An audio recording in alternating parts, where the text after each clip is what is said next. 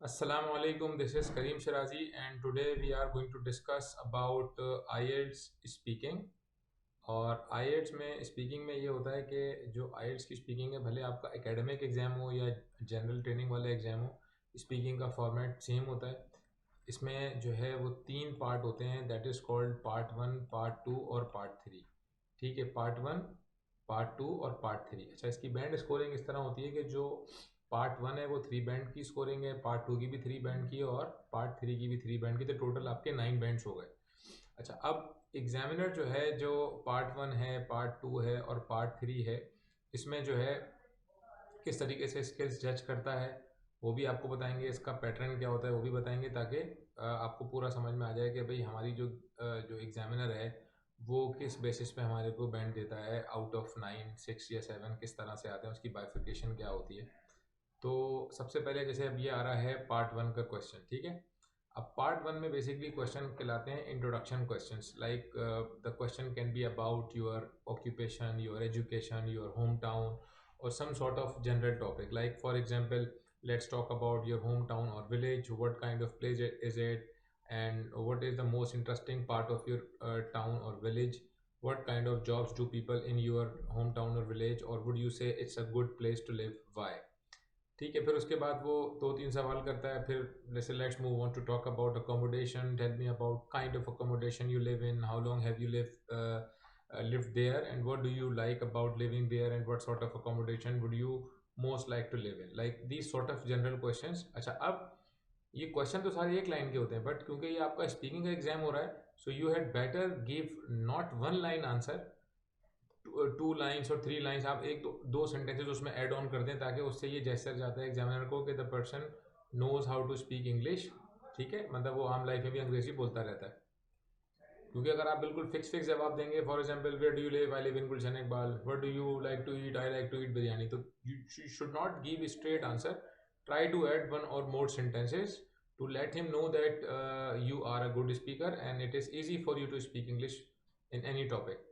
जैसे अब ये एग्जामिनर है, अब ये जो क्वेश्चन ऊपर लिखे हुए थे, like now in this first part I would like to ask you some more question about yourself, okay let's talk about your home town और village, and that is an appropriate answer like this. As I said that you have to speak for 1 or 2 sentences, like it's quite a small village about 2 kilometers from Zurich, and it is very quiet, and we have only two little shops because most of the people work in Zurich or are oriented to the city. So try to add 1 or more sentences. Example number 2, what is the most interesting part of this place, village? अब उसने जैसे जुमला बोला, on the top of hill we have a little castle which is very old and quite well known in Switzerland. ठीक है, अभी देखें examiner का तीसरा सवाल, what kind of jobs do people in village, ठीक है, डू। तो अब वो एक लाइन भी जवाब दे सकता था, जैसे कि normally people go for the farming jobs, but here you must see that we have some farmers in the village as well as people who work in Zurich as bankers or journalists, or there are also teachers and some doctors, some medicines and other। ठीक है, तो ये आपको मैंने example दिखाई है कि आपने जो क्वेश्चन है वो नॉर्मली एक लाइन में नहीं देना, एक सेंटेंस में नहीं देना, 2 और 3 सेंटेंस ऐड ऑन करने, just to let him know that you are good at speaking English. ठीक है, तो पार्ट 1 इज क्वाइट ईजियर। अगर कैंडिडेट को बेसिक अंग्रेजी आती है तो वो पार्ट 1 आराम से कॉन्फिडेंटली जवाब दे देता है, उसको कोई प्रॉब्लम नहीं होता, और कोई ऐसा डिफिकल्ट क्वेश्चन नहीं आता पार्ट 1 में। Always there are general types of question in part 1। ठीक है, अच्छा अब आप आते हैं इधर पार्ट 2 की तरफ। ठीक है, अब जो पार्ट 2 होता है, बेसिकली पार्ट 2 में क्या होता है कि आपको एक लॉन्ग टर्म बेसिकली कहलाता है, क्यू कार्ड कहलाता है। अब आप ये देखें कि ये एक क्यू कार्ड है। अब ये इसका एक मेन क्वेश्चन है, describe something you own which is very important to you, where you got it from, how long you have had it, and what you use it for. अच्छा, अब पहली तो चीज़ ये है कि जो क्यू कार्ड के टॉपिक हैं ये कौन से आते हैं, ये रिपीट होते हैं, बिल्कुल होते हैं। राइटिंग और स्पीकिंग के टॉपिक हमेशा रिपीट होते हैं आइल्स के अंदर। अच्छा, अब ये जो टॉपिक हैं, जो क्यू कार्ड के टॉपिक हैं, जो बेसिकली पार्ट 2 के टॉपिक कहलाते हैं, ये बेस करते हैं यूजुअली 4 चीज़ों के ऊपर, जैसे people, places, objects and events. यानी या तो आपका जो क्यू कार्ड है वो पीपल से रिलेटेड होगा, लाइक टीचर के बारे में, आइडियल पर्सनैलिटी के बारे में, फ्रेंड्स के बारे में, या फिर प्लेसेस के बारे में, जैसे क्राउडेड प्लेस के बारे में कोई क्वेश्चन है, या कोई स्पेसिफिक प्लेस की बात हो रही है। तीसरा जो है ऑब्जेक्ट्स, यानी कोई भी आपकी important belonging, gadgets, mobile, laptop, किसी भी चीज़ के बारे में, गिफ्ट के बारे में, चॉकलेट्स के बारे में, किसी भी चीज़ के बारे में, और ये ऑब्जेक्ट्स में आते हैं। और इवेंट्स का मतलब होता है कि वेडिंग, एनिवर्सरी, बर्थडे सेलिब्रेशन और memorable event of your life. ठीक है, तो ये 4 मेजर कैटेगरी हैं, इसी के अंडर अम्ब्रेला सारे क्वेश्चन आते हैं। नॉर्मली जो है जो क्यू कार्ड आते हैं वो पास्ट रिलेटेड होते हैं, because when ever you speak in any second language, it is always difficult for you in the past tense. जैसे इंग्लिश ज़्यादातर लोगों की सेकंड लैंग्वेज है, तो सेकंड लैंग्वेज में हम मिस्टेक्स जो करते हैं वो ज़्यादा पास्ट टेंस में करते हैं कि सेकंड फॉर्म कहाँ आएगी और थर्ड फॉर्म कहाँ आएगी, हैज़ कहाँ लगेगा, हैड कहाँ लगेगा, डिड नॉट कहाँ लगाएंगे, वॉज कहाँ लगाएंगे। So if you are not good at speaking past tense, so you must improve your past tense and plus past related structures के पास्ट के जो पैसिव वाइज हैं वो कैसे यूज होंगे, कैन जो कुड है वो कैसे इस्तेमाल होगा, was were positive, negative, confirmative sentence में कैसे यूज होता है, ये सारी चीज़ें आपने एक दफ़ा गो थ्रू कर लीजिएगा। क्योंकि स्पीकिंग अच्छी भी हो और अगर आपकी टेंसेस की मिस्टेक हो तो it might create the problem to obtain the high marks in the speaking. तो इस तरह का एक टॉपिक है लाइक दिस। अच्छा, अब इस टॉपिक पे आपने बोलना है, ठीक है, तो आप 1 मिनट 2 मिनट बोल रहे हैं। अब नॉर्मली लोग क्या करते हैं, डायरेक्ट टॉपिक पे जंप करते हैं, जैसे describe something you own which is very important to you.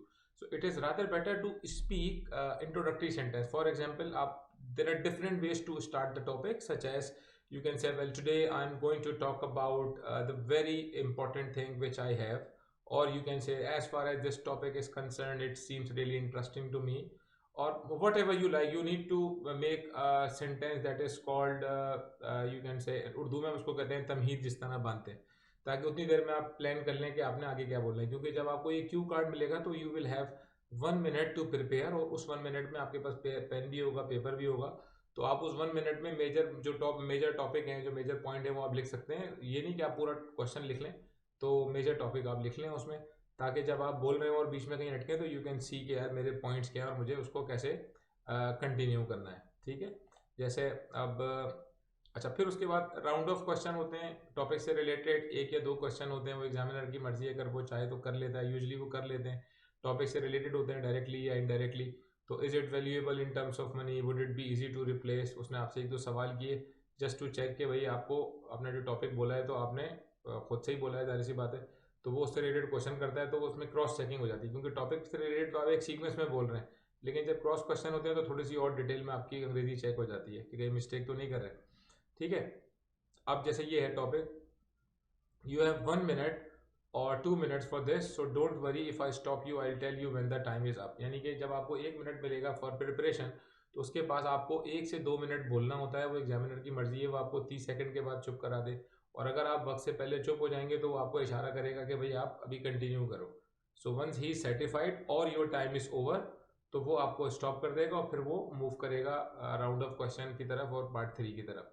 अब जैसे उसने ये टॉपिक दिया था, अब ये कैंडिडेट का एग्जाम्पल है, जैसे yes, one of the most important thing I have this is my piano, because I like playing the piano. I got it from the parents to my 12th birthday, so I have it for about 9 years, and then the reason why it is so important for me so is that I can go into another world when I am playing piano. I can forget what is around me and what I can forget my problems, and this is sometimes quite good for few minutes, or I can play to relax, or just yes to relax and to think of something completely different।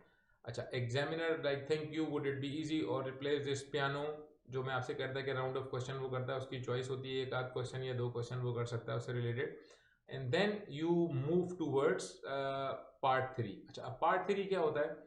Part 3 is called two way discussion. अच्छा, अब आप कहेंगे कि sir जो part 1 था वो भी to way discussion था, बट पार्ट 1 और पार्ट 3 में डिफरेंस क्या है कि पार्ट 1 में वो सिंगल क्वेश्चन था, सिंगल आंसर था, फिर सेकंड क्वेश्चन बिल्कुल सेपरेट था, उसका सेपरेट आंसर था। वेयर एज पार्ट 3 के अंदर आपका जो आंसर होगा उसी में से वो क्वेश्चन क्रिएट कर सकता है, या वो पहला सवाल से दूसरा दूसरा जो सवाल होगा वो पहले सवाल से रिलेटेड हो सकता है। तो इट मीन्स दैट अगर 4 कैंडिडेट है और चारों से सेम क्वेश्चन करेगा पार्ट 3 में, तो they all have different answer. उसमें क्रॉस क्वेश्चनिंग होगी, वो आपकी सारी चीज़ें चेक कर रहा होगा जब आप अंग्रेजी बोलेंगे। जैसे what kind of things give status to people in your country. अब ये देखें, ये एक सवाल है, what kind of status do to people in your country. अच्छा, समटाइम ऐसा होता है कि अगर कोई सवाल ऐसा हो जो आपको सुनाई तो सही दिया लेकिन समझ में नहीं आया, तो फिर आप एग्जामिनर से ये कह सकते हैं I would like you to rephrase your question, तो वो आपसे सेम क्वेश्चन जो है वो आसान करके पूछ लेगा। और पार्डन कब कहते हैं या व्हाट डिड यू से कब कहते हैं ड्यूरिंग इंटरव्यू या स्पीकिंग एग्जाम में, उस वक्त कहते हैं जब आपको सवाल सुना ही सही ना दिया हो, तो वो रिपीट कर देगा। लेकिन अगर कोई सवाल सुना ही सही दिया लेकिन समझ में नहीं आया, तो आप कहेंगे मुझे रिफ्रेश कर दे, मुझे समझ में नहीं आ रहा कि स्टेटस आप किस कॉन्टेक्स्ट में पूछ रहे हैं, तो वो उसको सवाल को चेंज कर देगा। Like have things change since your parents time. अच्छा, अब इसमें क्या है कि जैसे जो भी सवाल आप जवाब देंगे, जैसे इसमें लिखा हुआ है कि have things change since your parents time, अब फॉर एग्जाम्पल आपने कह दिया yes the things have change, so the next question could be why, how could you say that? So if you do not have justification for yes or no, like in terms of information, so you will not be able to speak fluently in front of examiner and he would perceive कि आपको अंग्रेजी बोलनी नहीं आती। तो सच और झूठ का टेस्ट नहीं है, टेस्ट किसका है? अंग्रेजी सही बोलने का टेस्ट है। So what ever things come in your mind start speaking. For example अगर कोई सवाल आता है ऐसा जिसके बारे में आपको इन्फॉर्मेशन नहीं है, so you could say well I do not know much about this topic but I think, और इस तरह कर दें, वो आपसे सवाल चेंज कर लेगा बाद में। मतलब he would understand कि you don't have sufficient information related to this topic, then he could change the question, it's up to him। ठीक है, तो ये बेसिकली पार्ट 3 होता है। इसमें वो आपसे क्वेश्चन करता रहेगा, जैसे ये एग्जांपल दी हुई है कि ये आपसे सवाल पूछ रहा है कि we have been talking about things we own, I would like to discuss with you और one more two general question related to this topic. First let's consider values and the way they can change in Switzerland, what kind of position do you think give status to people. अब वो candidate जवाब दे रहा है, फिर वो दूसरा सवाल कर रहा है, वो नो यस, और वो इस तरीके से आपके सवाल चलते चले जा रहे हैं। और ये सारे एग्जाम्पल आपके सामने आ रही है, इसको आप वीडियो रिवाइंड करके भी देख सकते हैं। ठीक है, तो ये सारे सवाल होते हैं। अच्छा, अब एक आखिरी चीज़ इसमें ये है कि जो स्पीकिंग का जो एग्ज़ाम होता है बेसिकली, उसमें जो पार्ट 3 है उसमें क्वेश्चन कौन से होते हैं, उसके मेजर टॉपिक कौन से, जिस तरह मैंने पार्ट 2 के मेजर टॉपिक आपको बताए थे कि पीपल प्लेसेस ऑब्जेक्ट्स और इवेंट्स होते हैं, इसी तरह जो पार्ट 3 है उसके जो मेजर टॉपिक थे जिसकी बेस पे वो क्वेश्चन करते हैं, वो डिस्क्राइबिंग क्वेश्चन हो सकते हैं, असेसमेंट वाले क्वेश्चन हो सकते हैं, ठीक है, और प्रिडिक्शन वाले क्वेश्चन हो सकते हैं। डिस्क्राइबिंग क्वेश्चन का मतलब ये होता है कि भाई कोई भी चीज़ डिस्क्राइब कर ले, इलस्ट्रेट समथिंग, ठीक है। और असेसमेंट क्वेश्चंस का मतलब होता है कि वो आपसे प्रॉज एंड कॉन्स किसी भी चीज़ के बारे में पूछ सकता है, मींस एडवांटेजेस एंड डिसएडवांटेजेस के बारे में पूछ सकता है। असेसमेंट क्वेश्चन ये होते हैं, ठीक है। प्रेडिक्शन का मतलब होता है कि एग्जामिनर आपसे जो है वो फ्यूचर से रिलेटेड कोई सवाल कर सकता है, like he can ask you about future related question. For example, what do you think that the system of education in your country will improve in upcoming 10 years 20 years, how would you say that? तो आपको उसको justify करना है। ये पास related कोई सवाल आपसे वो पूछ लेगा, तो वो आपने ये डिटेल में आंसर देने होते हैं, उसी की बेस पे ये सारे क्वेश्चन होते हैं। ठीक है, तो ये बेसिकली पार्ट 3 हो गया, पार्ट 1 हो गया, पार्ट 2 हो गया, तो मैंने तीनों डिस्क्राइब कर दिए। अच्छा, अब जो सबसे इंपॉर्टेंट चीज़ है वो ये है कि भाई अब मेरा जो भी एग्ज़ाम है स्पीकिंग का, तो जो मेरी एबिलिटी टेस्ट होती है वो मेरी एबिलिटी टेस्ट कैसे होती है। जैसे फॉर एग्जांपल, मतलब असेसमेंट क्राइटेरिया क्या है, आईएल्ट्स स्पीकिंग असेसमेंट क्राइटेरिया, ठीक है, आईएल्ट्स स्पीकिंग असेसमेंट क्राइटेरिया। अब स्पीकिंग का जो क्राइटेरिया है वो बेसिकली ये 4 एलिमेंट होते हैं इंपॉर्टेंट, ठीक है। जैसे फ्लुएंसी एंड कोहेरेंस, यानी फ्लुएंसी का मतलब है कि आपकी जो अंग्रेजी आप बोल रहे हैं उसमें फ्लुएंसी कितनी है। अच्छा, फ्लुएंसी का हरगिज मतलब ये नहीं है कि आपने इस तरह बोलना है, I would like to talk you about that, not that, I would like to talk you about, मतलब आपने स्मूथनेस मेंटेन करनी है when you are speaking, this is called fluency. और कोहेरेंस का मतलब ये है कि जो भी आप अंग्रेजी बोल रहे हैं आपके सेंटेंसेस आपस में वेल कनेक्टेड होने चाहिए, उसमें जो भी कनेक्टिंग वर्ड्स आप लगा रहे हैं या जिस तरीके से बात कर रहे हैं तो उसमें एक्स्ट्रा पॉजेज ना हो, नेचुरल पॉजेज हो सकते हैं। सो फ्लुएंसी एंड कोहेरेंस के मार्क्स होते हैं 25%, ठीक है, और परसेंटेज वाइज। और लेक्सिकल रिसोर्स का मतलब है कि लेक्सिकल रिसोर्स का मतलब होता है कि वोकैबुलरी का लेवल, यानी कि glossary of words, how you use the words with the right word with the right context, यानी कि आपका जो वर्ड है उसको एडवांस वोकैबुलरी नहीं चाहिए but vocabulary with the right context. For example, I want to reduce my weight और decrease my weight, तो you would say reduce, it means कि वेट को कम करने के लिए रिड्यूस आएगा, डिक्रीज नहीं आएगा। डिक्रीज आएगा जब कोई नंबर्स में कमी कर रहे होंगे, फिगर्स होंगे, तो मतलब दोनों का कम करना है, तो you have to use the right word with the right context. And number 3 is grammatical range and accuracy. अब grammatical range and accuracy, range का मतलब ये है कि ग्रामर में प्रेपोजिशंस भी आते हैं, कंजंक्शंस भी आते हैं, यानी पार्ट्स ऑफ स्पीच की भी गलतियां आती हैं, टेंसेस की भी आती हैं, एक्टिव पैसिव की भी गलतियां आती हैं, कंडीशनल सेंटेंसेस की भी आती हैं, स्ट्रक्चर्स की भी आती हैं।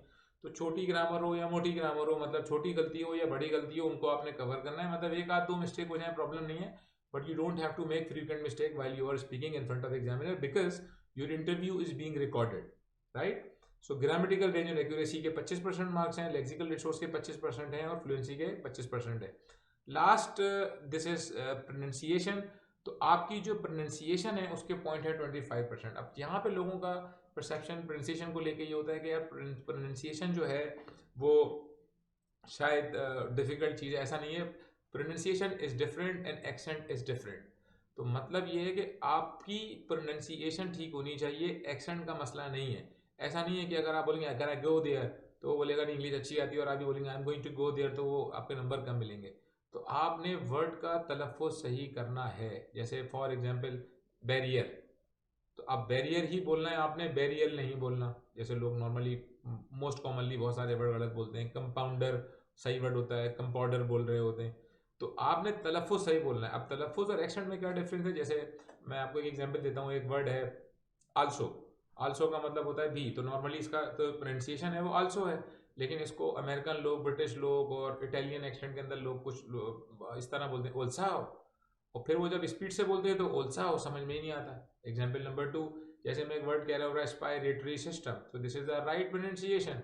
But if you talk about accent for the same word respiratory system, respiratory system, so it means you don't have to focus on accent, you have to focus on pronunciation।